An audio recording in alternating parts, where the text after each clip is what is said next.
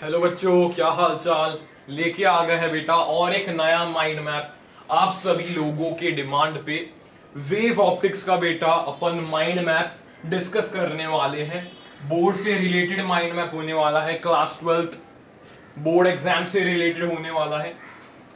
As तुम्हारे board exams on verge है, पहला लोगों का पेपर फिजिकल एजुकेशन के बाद फिजिक्स ये साइंस और होगा, तो उसके लिए मैं यहाँ पे माइंड मैप बना रहा हूँ। एज पोलराइजेशन सिलेबस में नहीं है, ऑफिशियल सिलेबस में, इसलिए डायफ्रैक्शन तक अपन इन चीजों को बेटा कवर करने वाले हैं। 95% ऑफ द एनसीईआरटी मैंने छान के यहाँ पे माइंड मैप बना दिया, जो भी इंपॉर्टेंट पॉइंट्स होंगे वो।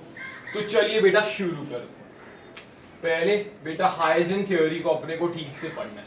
हाइजेन थ्योरी पे सवाल आने के चांसेस काफी ज्यादा होते हैं बेटा। 3 मार्कर यहां से मिल सकता है आपको। वेव फ्रंट के बारे में क्या होता है, वेव फ्रंट, ये सारे चीजें मिल सकते हैं।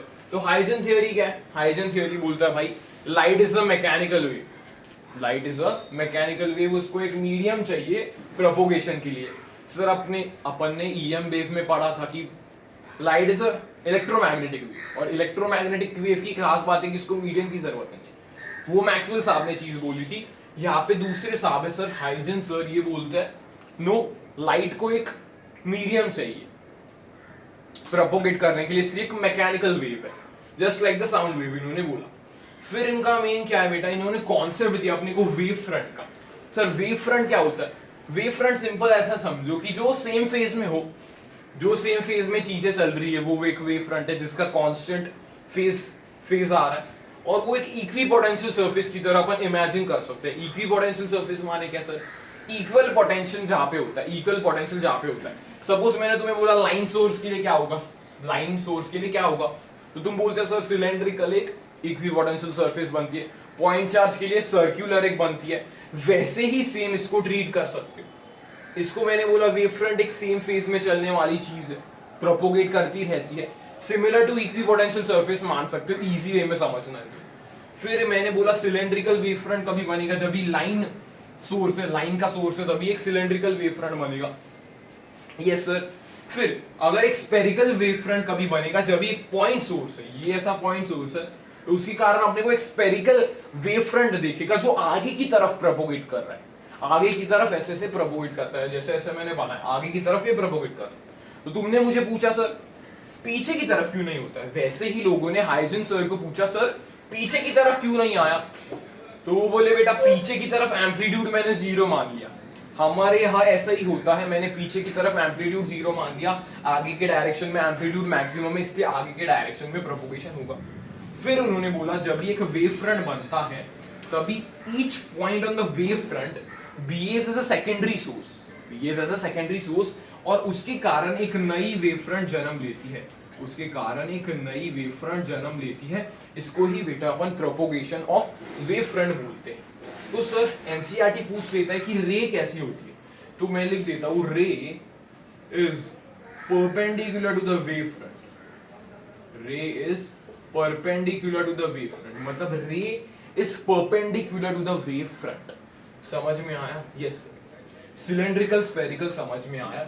प्लेनर वेव फ्रंट क्या होता है? सपोज एक इनफाइनाइट सोर्स है, यानी सन से अपनी तरफ लाइट आ रही है, तो इनफाइनाइट सोर्स से लाइट आ रही है, तो तभी अपन प्लेन्स के थ्रू रिप्रेजेंट करते हैं कि एक प्लेनर वेव फ्रंट चल के आ रहा है, एक प्रोपोगेट हो रहा है, इन्फिनिटी से भी कोई लाइट आ रही होगी। तो ये फर्स्ट पार्ट होता है, इससे थ्योरेटिकल क्वेश्चन बोर्ड में पूछा जाता है, और यहाँ पे डेरिवेशंस कौन कौन से इंपॉर्टेंट आते हैं।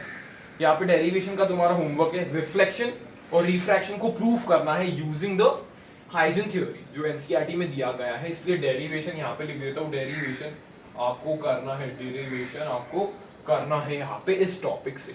Yes sir. फिर उसके बाद कुछ बेटा फॉर्मूलाज आते हैं।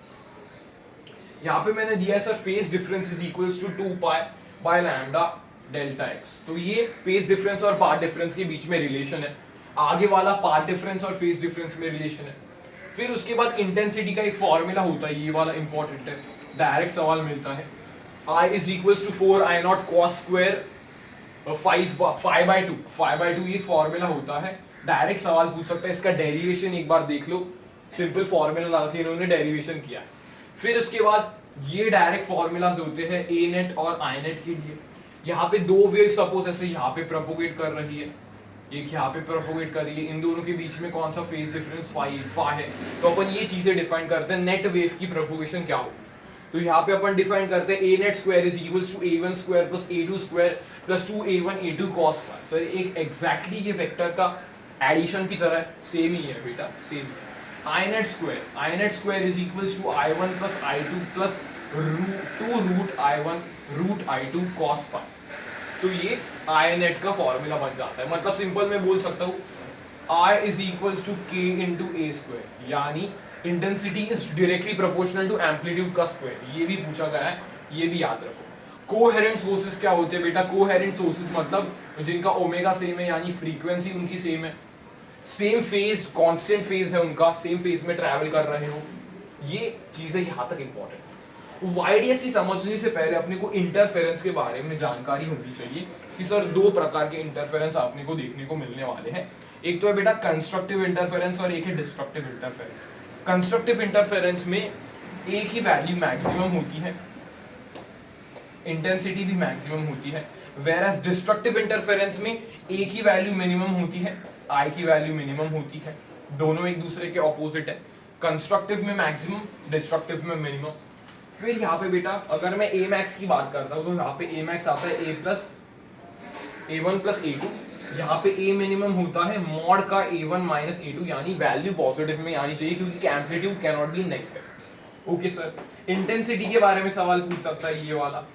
आई max is equals to root i1 plus root i2 का square, I minimum is equals to root i1 minus root i2 का होल स्क्वायर। ये डिस्ट्रक्टिव के लिए हो गया।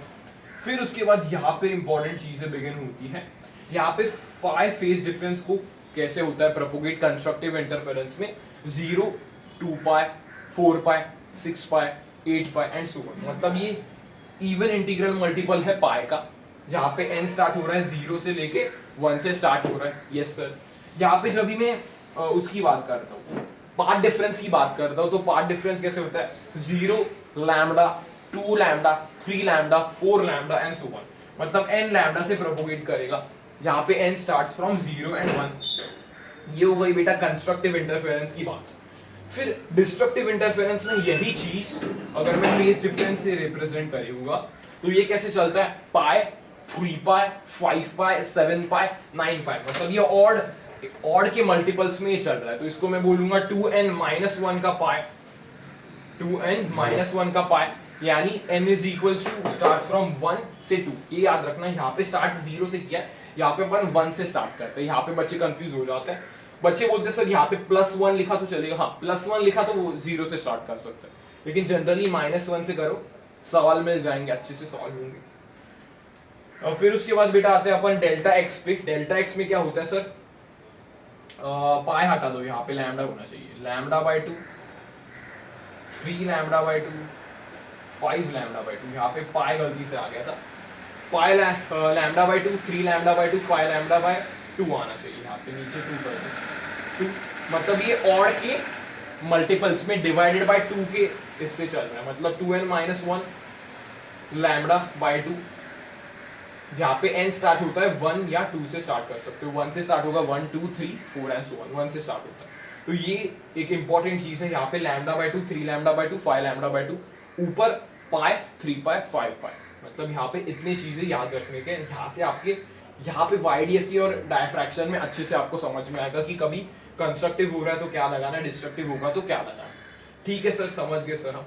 वाईडीएससी में जब भी मैं बात करता हूँ तो Young's double slit experiment YDSC को बोला जाता है, जहाँ पे अपन बेटा डेरिवेशन वगैरह अपने स्कोप में नहीं है, इसलिए अपन डायरेक्ट फॉर्मूलाज याद करते हैं। Phase difference is equals to d sine theta, sorry part difference is equals to d sine theta. B यानी फ्रिंज ब्रेथ, बीटा यानी fringe breadth is equals to lambda d by d. Theta यानी angular fringe breadth, that is equals to lambda by D.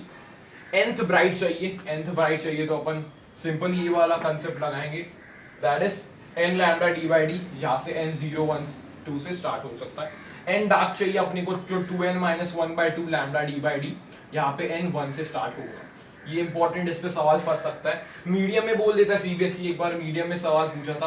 तो एक simple trick मेरी याद रखो, सारे चीजें डिवाइड बाय म्यू हो जाएंगे, सारी चीजें बेटा डिवाइड बाय म्यू कर दो। अगर कौन सा मीडियम तुम्हें स्पेसिफाई किया है तो सारी चीजों को म्यू से डिवाइड करना है। एक एग्जांपल मैंने दिया कि भाई बीटा सपोज एयर में इतना था, मीडियम में बीटा बाय म्यू हो जाएगा। यस सर, क्लियर है बेटा। वाईडीएससी यहाँ पे डबल स्लिट एक्सपेरिमेंट इंटरफेरेंस का कॉन्सेप्ट अपन समझते हैं।